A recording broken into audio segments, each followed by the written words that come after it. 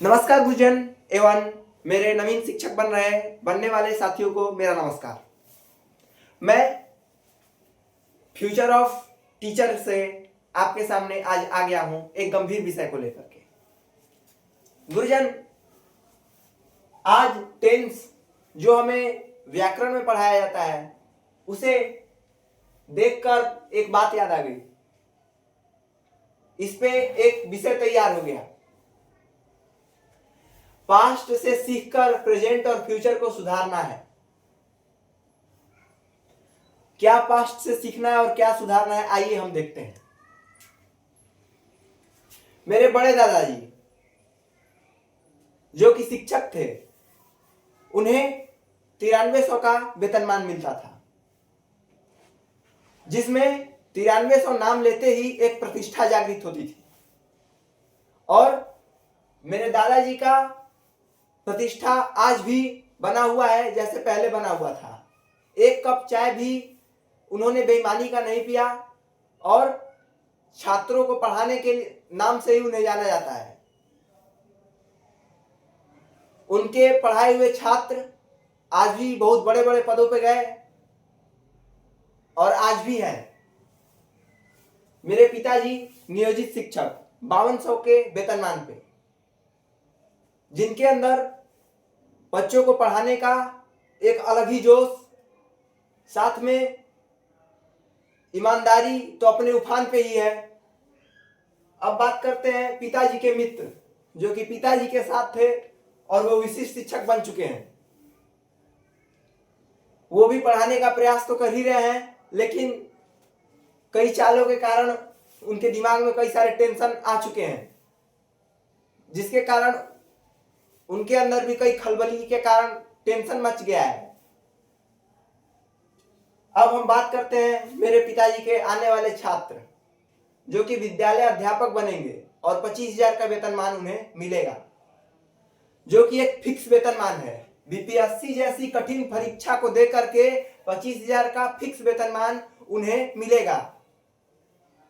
ऐसा सोचकर ही कई मेरे जैसे साथी जो कि शिक्षक बनना चाहते हैं और तैयारी में पढ़ाई में लगन से लगे हुए हैं, जब वो 25,000 के वेतनमान को देखते हैं तो उनके अंदर फिर इसके सरकारी शिक्षक बनने का उत्साह कम हो जाता है, क्योंकि इससे अच्छा है कि प्राइवेट शिक्षक ही बन जाए। कुछ तो अच्छे से पता रहेगा कि क्या मिल रहा है क्या नहीं मिल रहा है।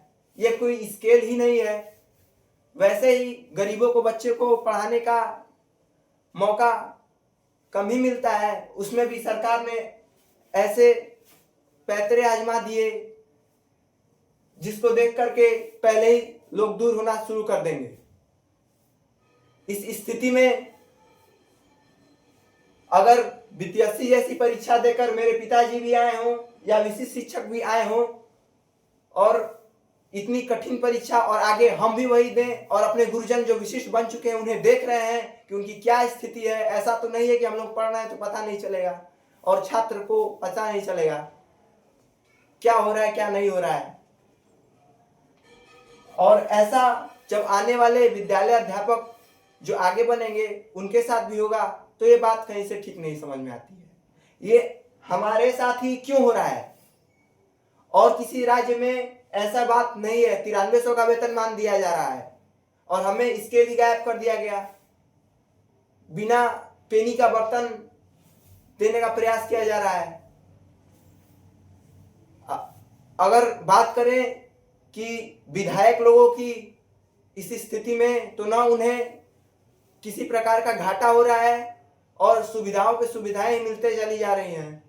तो ऐसी स्थिति में हम लोग क्या करें? सरकारी शिक्षक बनने का जो सपना है उसे छोड़ दें और विधायक बनने का ही प्रयास करें तो ज़्यादा अच्छा रहेगा, क्योंकि पेंशन और पता नहीं क्या क्या चीज़ें उन्हें मिल रही हैं। एक बार विधायक बन गए तो पेंशन जीवन भर के लिए मिल रहा है और ईमानदारी के नाम पे तो विधायक लोग चर्चित ही हैं। अब आप लोगों से क्या कहना है?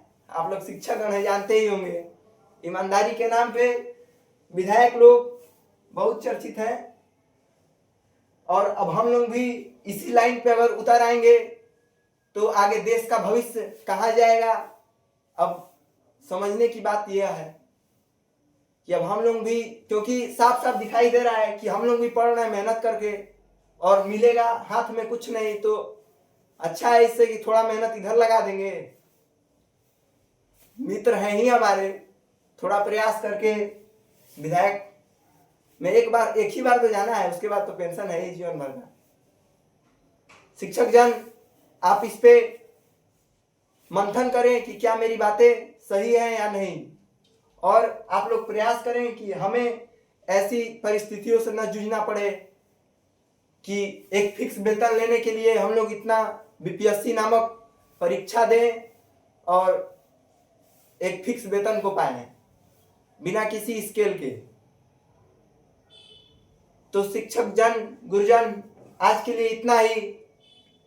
आगे आपसे फिर बात होगी। धन्यवाद।